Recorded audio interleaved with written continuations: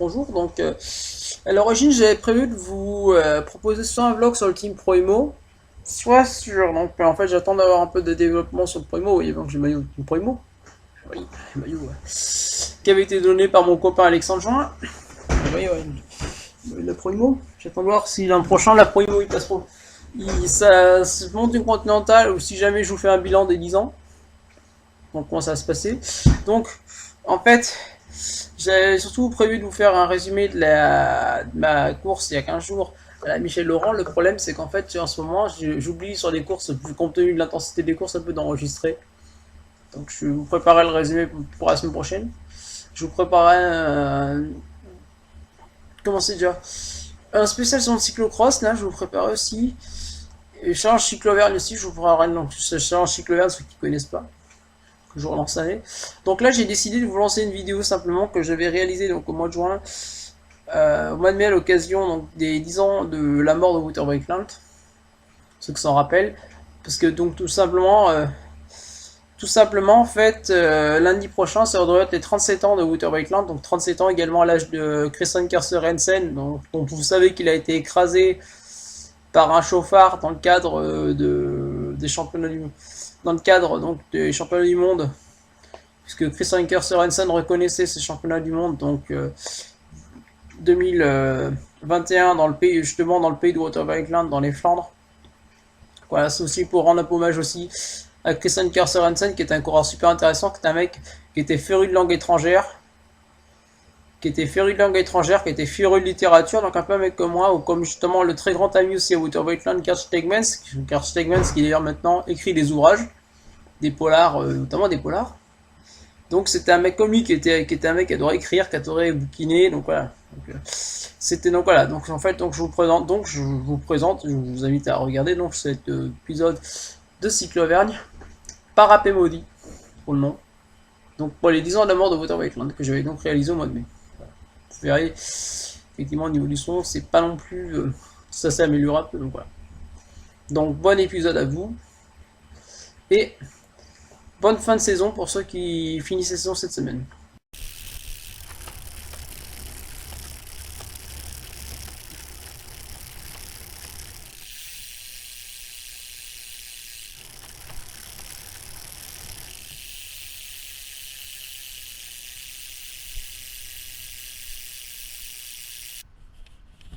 Bonjour Lionel de la chaîne de Cyclo Auvergne.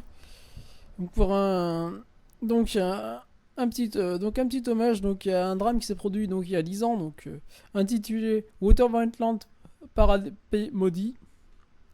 Donc comme vous l'aurez compris, c'est consacré à Wouter Weigland qui s'est tué donc ça fera 10 ans dimanche. C'est la troisième étape du Giro d'Italia 2003, la descente du Passo del Bocco. Donc le Giro 2011, un des Giro les plus difficiles de ces dernières années. Donc ceux-ci qu'on a souvent traité de Giro de la démesure de la part de Zomenian, remporté effectivement par Alberto Contador, qui sera ensuite donc disqualifié. Bon, voilà. Mais un drame avait marqué ce début de Giro en 2011 sur la troisième étape.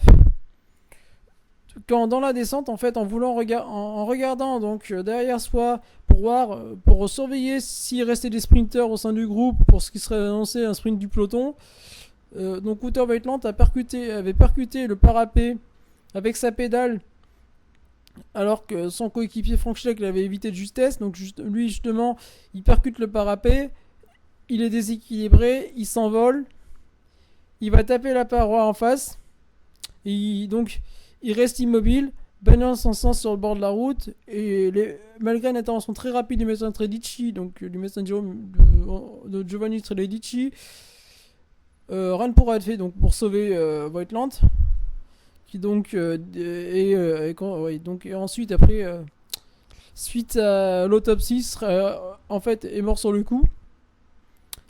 Donc multifracture multifracture au crâne, la tête enfoncée, le casque en fait a servi à rien en réalité sur ce coup, puisque même avec un casque il a été tué. Voilà. Donc l'hélicoptère d'ailleurs n'atterrira même pas, il sera uniquement amené en bas pour évacuer le corps, mais bon il y avait déjà rien à faire. Donc c'est les pilotes d'une carrière qui a été commencée en 2005 par un coureur qui était déjà très prometteur, puisque une victoire au Grand Prix de Varegum, donc l'Ikevan Endurance chez les jeunes, troisième place aussi sur Paris-Roubaix U23, En junior, une troisième place sur Liège-Bastogne Junior.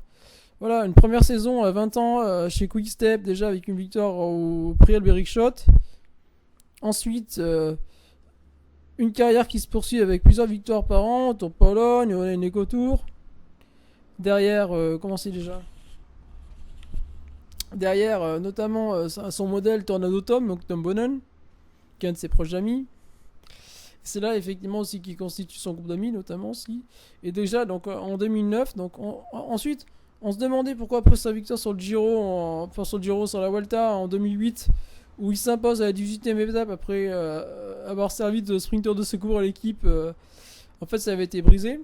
Bah, tout simplement parce qu'en fait en 2009 il explique il a deux drames personnels qui touchent en très peu de temps. En fait, son ami Frédéric Nolf meurt autour du Qatar, puis ensuite son meilleur ami Kurt Eveling qui est victime d'une très grave chute à entraînement. Donc en fait il est broyé en fait. Ça le bras. Donc ensuite il arrive, justement en plus il se prend la tête avec il se prend la tête avec Patrick Lefebvre également. Et il va un peu de temps remonter. Et en 2010 il regagne une étape sur le troisième étape du Giro, pile un an avant sa mort justement. Voilà. Voilà. Et donc ça le relance un peu. Mais en 2011, il décide de changer d'air, et donc de signer dans l'équipe des frères Schleck, justement chez Léopard. Et donc il part chez Léopard. Il effectue un début de saison qui n'est pas un mauvais début de saison, puisqu'il signe une nouvelle place sur la première étape du Giro. Il fait un top 10 sur le Paris-Nice. Il est pas trop mal, il semble pouvoir remonter la pente, notamment. Voilà.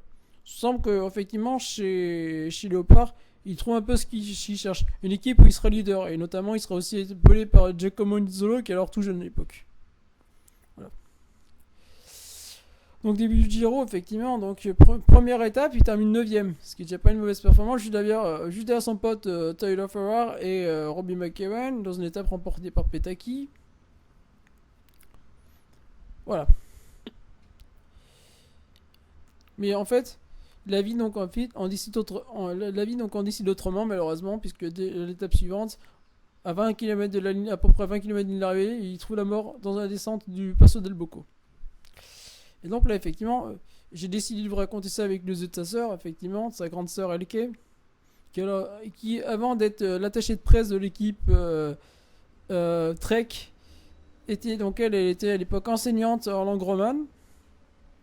Donc elle était enseignante notamment professeur de France, elle était notamment professeur de français. Et donc comme elle explique, elle est devenue donc attachée de presse de l'équipe Trek depuis en par son petit frère. Donc quand mon père a appelé, j'ai pensé ça ne peut pas être Wouter. Il n'est pas encore à l'arrivée. Il n'y a pas encore eu sprint groupé. Ça doit être quelqu'un d'autre. Mais il a décrit que du chant jaillissait de son nez à chaque battement de son cœur, et j'ai dû crier parce que tout à coup mon bureau était plein de collègues qui me demandaient ce qui se passait. Ils ont dit que tout irait bien et peut-être que mon père paniquait pour rien. Mais je savais que ce n'était pas le cas. Donc voilà, comme elle décrit la mort de son frère. Comment ils ont vécu la mort de son frère dans la famille. Et donc, là je voulais revenir sur un point particulier justement de Wouter Weightland, qui a donné lieu à un ouvrage qui s'appelle La Chute, donc d'Eval en néerlandais. Donc le groupe des 4. Donc en fait entre 2001 et 2011 en fait, Wouter Weightland il avait l'habitude de s'entraîner en compagnie d'un petit groupe d'amis. Donc ils sont 4 et 4 éclopés de la vie. C'est 4 mecs en fait qui sont vraiment éclopés de la vie, c'est un peu un groupe de thérapie entre eux. De 4 gars qui ont eu des coups tous eu des coups un peu foireux dans l'existence. Donc ils ont l'habitude de s'entraîner ensemble avec quelques mecs à côté, justement Frédéric Nolf, Guy de Fanuk, quelques autres coureurs de la région de Gand. Faire un petit groupe d'entraînement. Donc on a Iliokais l'Olympien, on a Bart de Becker le blessé, Dimitri Defoe le tourmenté, Kurt Eveling, Monsieur Tout le Monde, notamment dans le groupe. Donc Eveling et Case en fait étant un peu les anciens du groupe, c'est les plus âgés, Defoe également, qui est entre les deux, et de Becker et Wouter Weightland, c'est les petits jeunes du groupe. Voilà. Donc Iliokais c'est le pistard, c'est vraiment le champion du groupe avec Wouter. Il a participé aux Jeux Olympiques, il a été champion de la Madison. Dimitri Defoe était un bon routier jusqu'à qu'il se tue. Voilà, c'est un bon pistard, surtout Dimitri Defoe, il était course à Quick Step à l'époque, c'est un joueur prometteur. Voilà. Et donc là, effectivement, ce groupe en fait se fréquente pas mal, notamment. Mais en fait, à partir de 2009, ils ont réellement, en fait, le groupe connaît une série de vagues, d'événements assez particuliers, on va dire. Donc, en fait, le premier est vraiment celui-ci qui est un peu le déclencheur de tout ça. Les deux, c'est Kurt Övelink et puis Dimitri Defoe.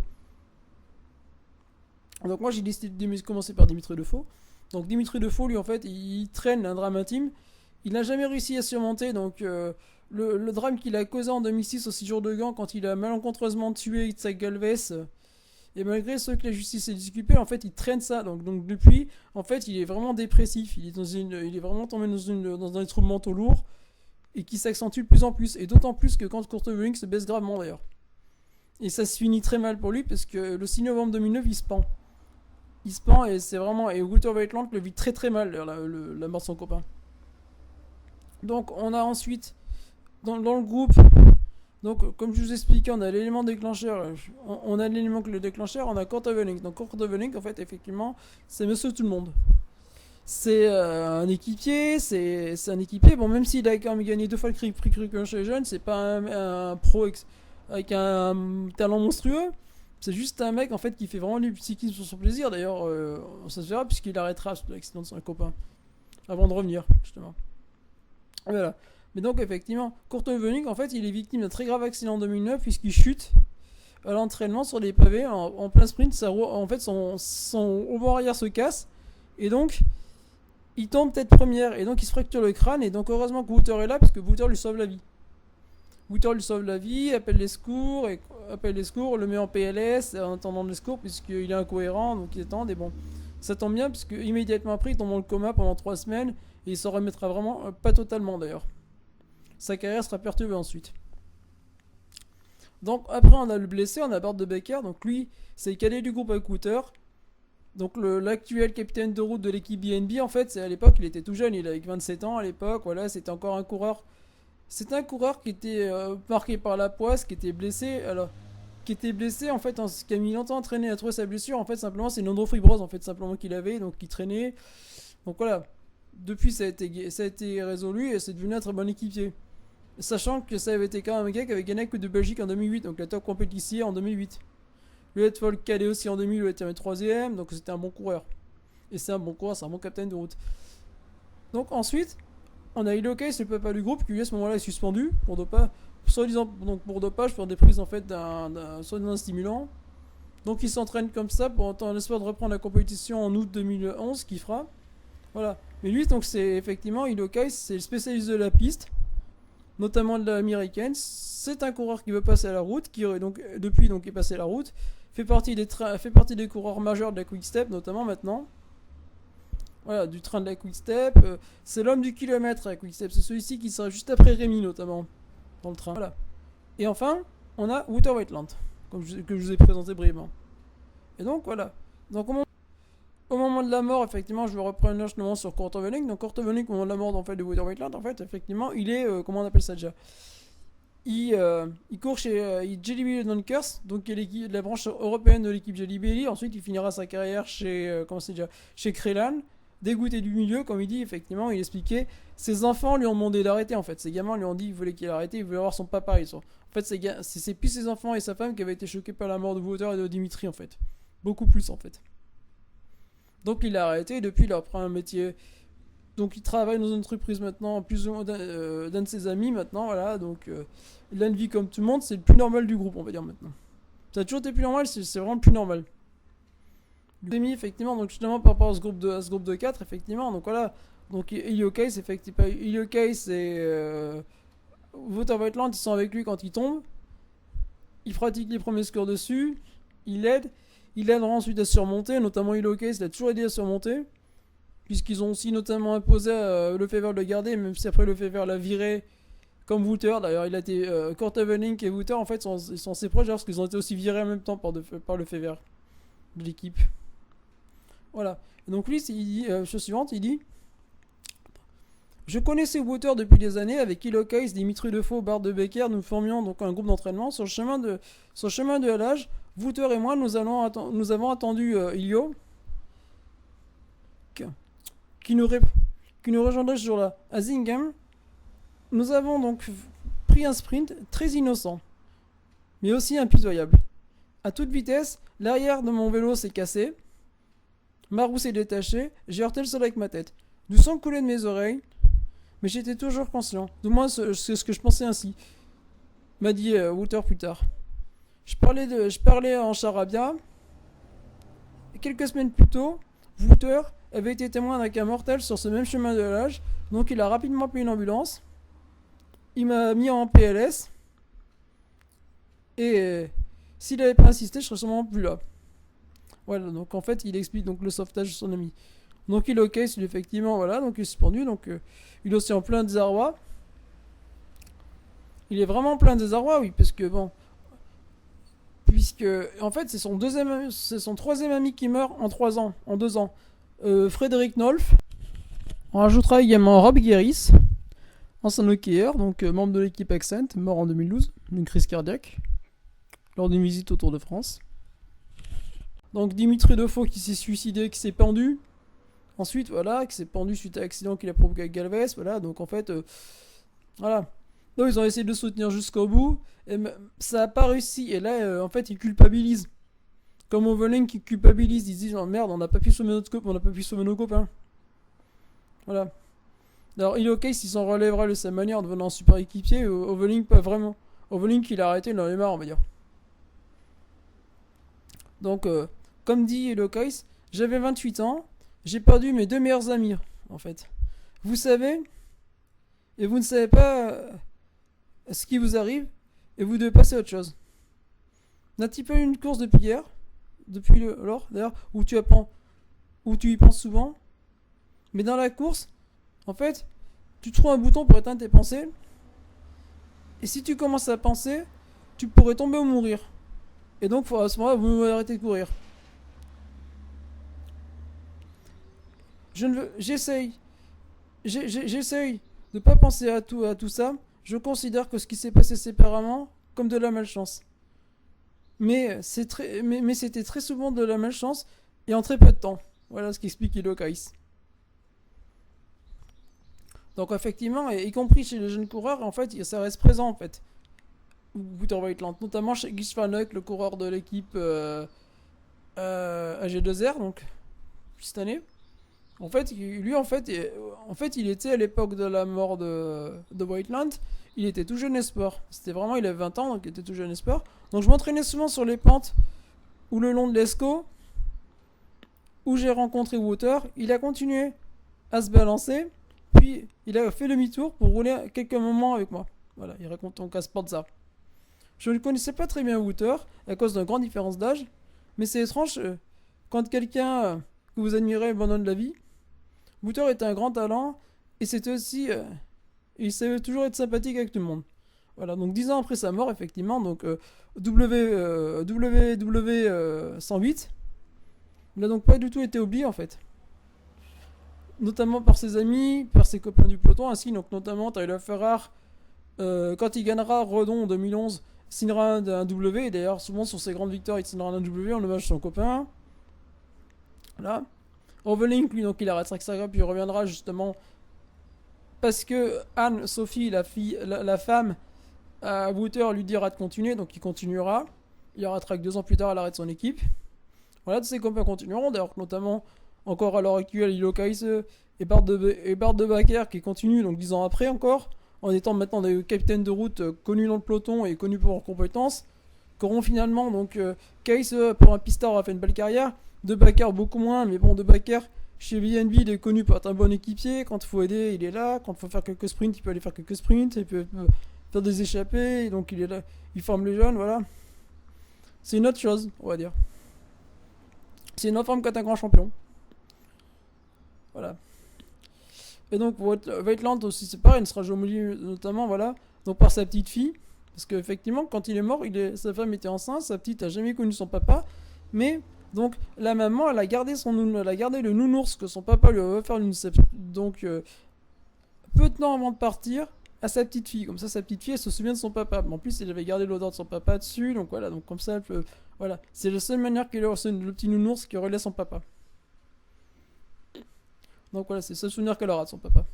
Outre les récits de sa maman, de sa tante et de ses grands-parents, est-ce qu'elle a pu voir la télévision. Et donc effectivement, 10 ans plus tard, bah, le souvenir Whiteland, il reste quand même vivace quand même. Ça a été un bon coureur, c'était un bon sprinter. C'était pas un tornado temps, mais c'était un bon sprinter. C'était un mec qui aurait pu être un bon sprinter, qui aurait pu avoir un beau palmarès. Voilà. Et donc, pour son souvenir, bah, effectivement, au souvenir de l'endroit où il est mort, les Italiens ont installé un petit mémorial. Voilà. Donc, c'était Lionel Rosière pour la chaîne Cycle Auvergne. Au revoir et bonne soirée.